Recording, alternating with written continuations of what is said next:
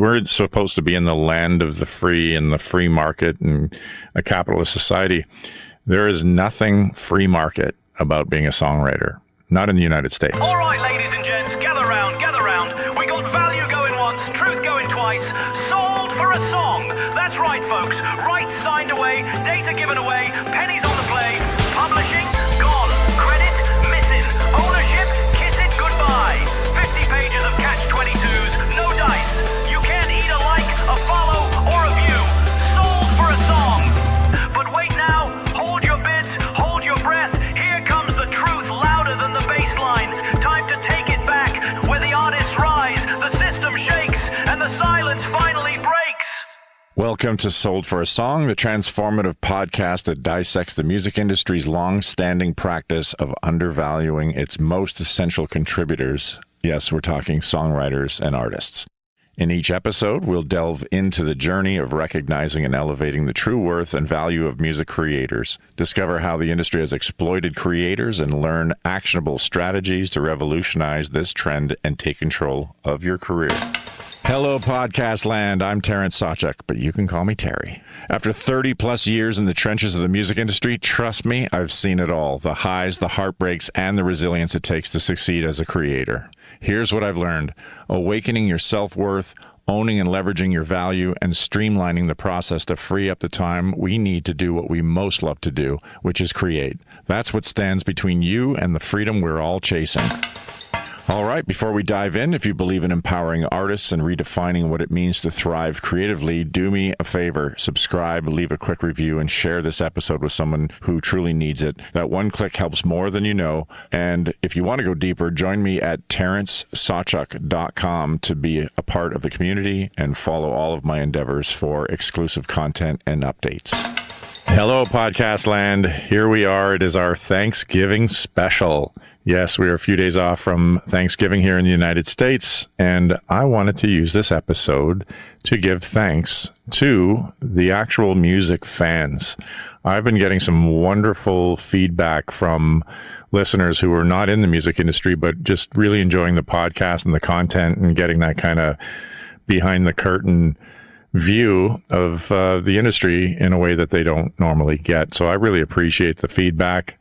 And I wanted to sort of dedicate this episode to all of you and talk a little bit more about the bridge or bridging the artists and the fans. So we're used to hearing the conversation about whatever, how artists are getting screwed over and how Spotify is making too much money and Live Nation is dwarfing everyone. I think what's important is to understand the kind of the role of both. I mean, the fan is here's the thing. They're both looking for connection. Fans want a connection, artists want a connection.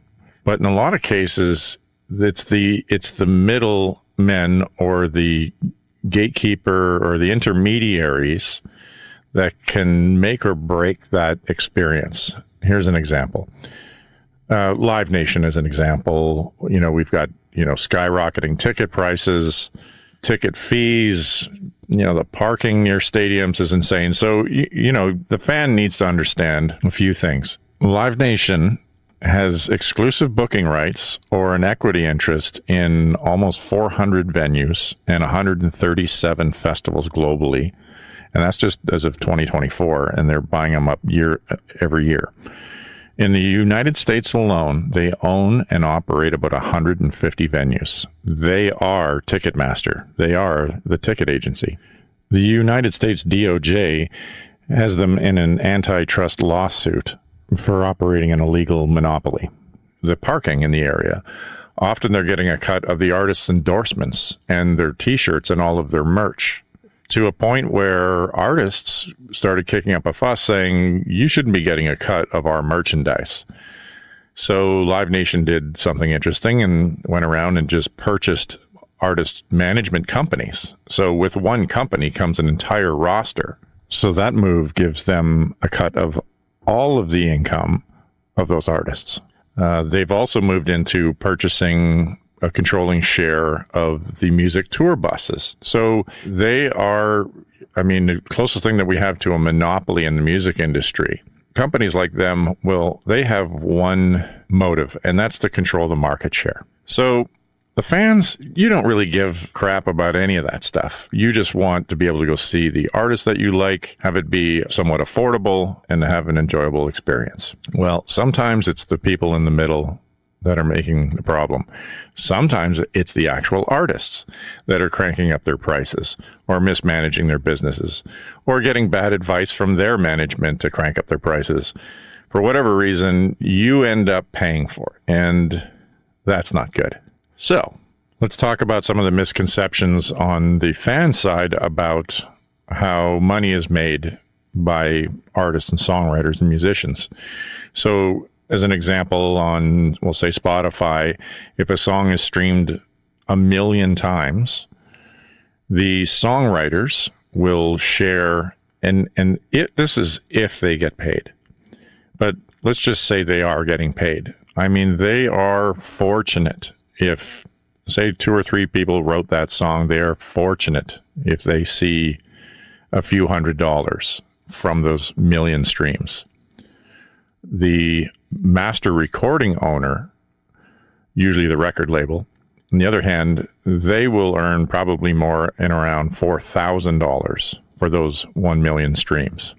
Now, this is a very complicated topic, but I just want you to know the basics. So this used to be, if we go back to like CDs and you sold 1 million copies, the songwriter, say 3 songwriters on one song, with the mechanical royalty rate on 1 million selling song, or if your song was on an album that sold 1 million copies, I mean, they would split around $90,000 US. It used to be a healthy income if you had a song on a hit record and it's not even a single.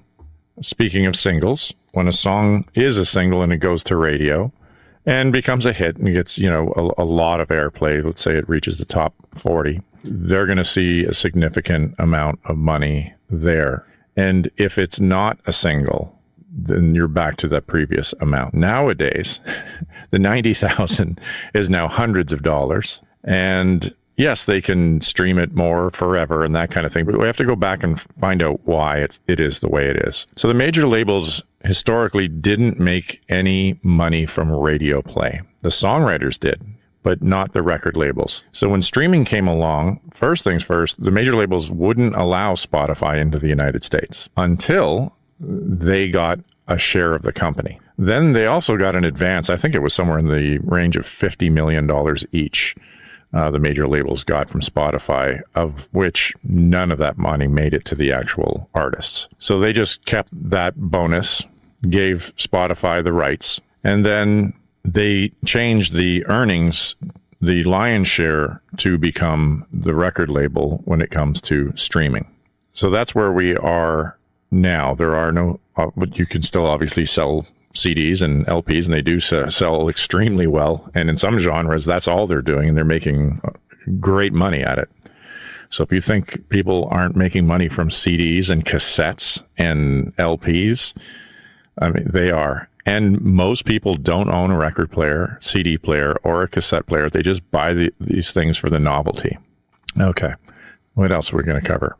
Okay, what artists don't want, and what I think the fans think they want, is, go and stream their song as much as they can, or drop a heart emoji, or a share on Instagram, or a like on TikTok.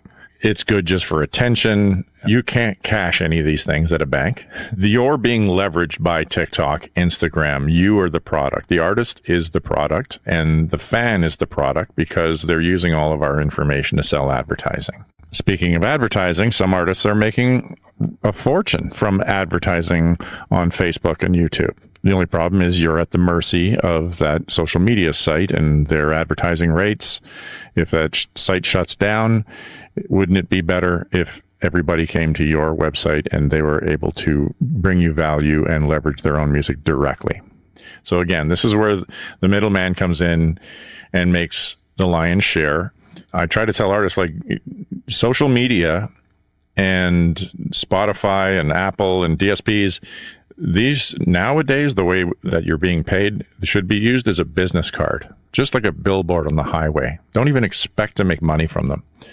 You want to bring people to your website, your own kind of home base, and give fans a direct experience. And that's actually what the artists are looking for. They want real feedback. They want to hear the stories and how the music is affecting their fans. They want to hear your voice. They want to connect with you. Same thing with the fans. They want this connection. Obviously, they wouldn't travel to go see somebody live, pay this enormous amount of money to go to live concerts and buy the merch, etc. So it's almost like you two need to get together and have a direct relationship and know that that's what each side is looking for, and to sidestep as much as you can any intermediary. So what does that look like? As a fan, you can show up to somebody's website and get a hi-fi quality WAV file, autographed copy of their LP, packaged together with a t-shirt or whatever, and you're actually going to get something for your money. Now, that artist might sell that download of their album, or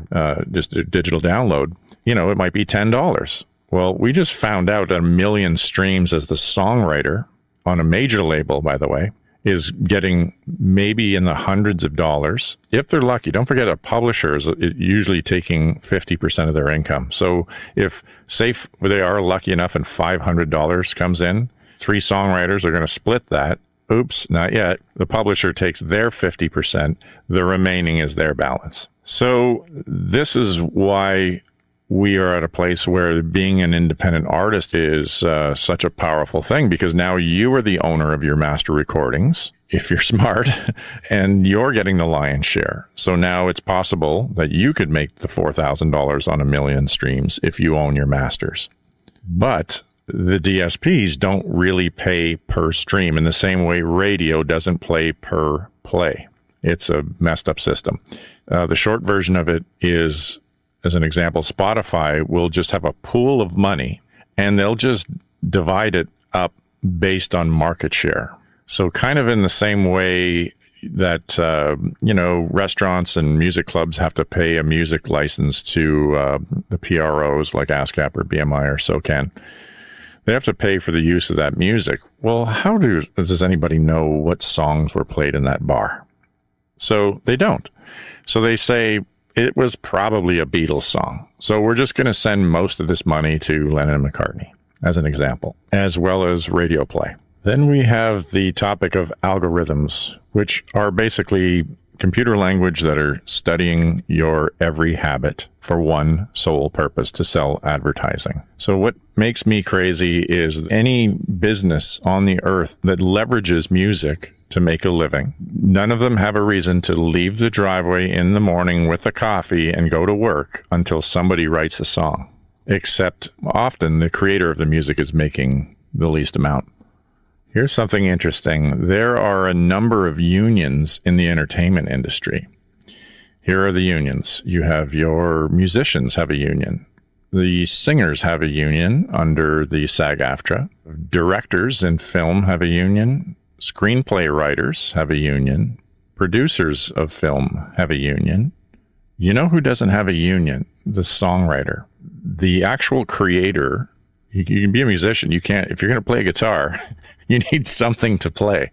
So you might have written it, but then again, then you are the songwriter. Nobody has anything to do or a reason to leave the driveway until somebody writes a song.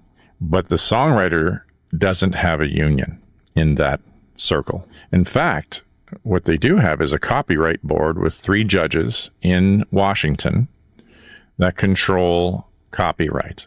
It's an extremely outdated system. In my opinion, it can't be that hard to leverage and lobby 3 judges and the administration. I mean, look at what we just saw. The one lady who tried to speak up against AI tech companies illegally using copyrighted music catalog to train their AI on it for free without paying for it.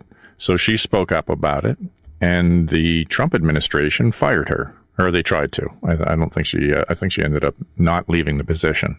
So this is the power that tech has and lobbyists have about controlling the originator, the inventor of the actual art. They also manage a lot of our royalties, mostly like mechanical royalties. So like a large, I don't know, maybe 75% of our income is kind of controlled by Washington and this copyright board. Can you think of anybody that you know whose actual income is set by the government outside of some government job entities? But like in the United States here would be, things like minimum wage or a court reporter. There is nobody in the entertainment sphere whose income is controlled by Washington. So to me, we're supposed to be in the land of the free and the free market and a capitalist society. There is nothing free market about being a songwriter, not in the United States. In fact, most countries pay out royalties for things that the United States doesn't, like composers who compose film music. They don't get paid for any theater play in the United States. They do get played everywhere else around the world. Performance royalties at concerts, you're supposed to get paid from the promoter, so that would be in most cases a Live Nation. The process looks like this. The artist or road manager or manager would make up a set list of the concert and say, here's the songs that were performed tonight. And the promoter is going to have to take a portion of tonight's earnings and pay ASCAP or BMI or CSAC to pay the songwriters and publishers for the license and to use this music tonight to make money from it. More than often, that set list never ever makes it to the PROs. That could be the fault of, sometimes it's the artists and their management team if they forget, or sometimes they say, the songwriters have made enough money, just put the songs on the set list that I wrote and just submit that one. Then the list makes it to, if it does make it to the promoter, then it's their job to turn it over to the PROs. Often they don't turn it over. I won't mention names, but I can tell you for a fact that there are some of the largest artists in history who have never had live performance set lists turned in to the PROs. Who didn't turn them in? Where in the chain did they get lost? That's for someone else to find out. But the songwriters of some of the biggest songs in history have never been paid for performance in the United States. But I will tell you, every time a song of mine is performed at a live concert, say in Canada or Denmark, I immediately can see it on my form where I get paid. So these are some of the behind the scenes things that the fans don't normally get to hear about. In fact, most artists don't know about that last little rant.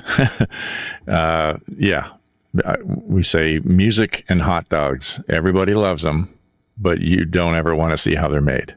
Anyway, I just want to say thank you on behalf of all of us creators out there to the fans. Thank you so much for all that you do. And everyone, please have a wonderful Thanksgiving. If today's episode lit a fire in you, don't let it fade. Subscribe to Soul for a Song, leave a review, and be the spark that helps others discover their own worth. And if you're ready to go deeper, visit TerranceSawchuk.com. Let's build this movement together.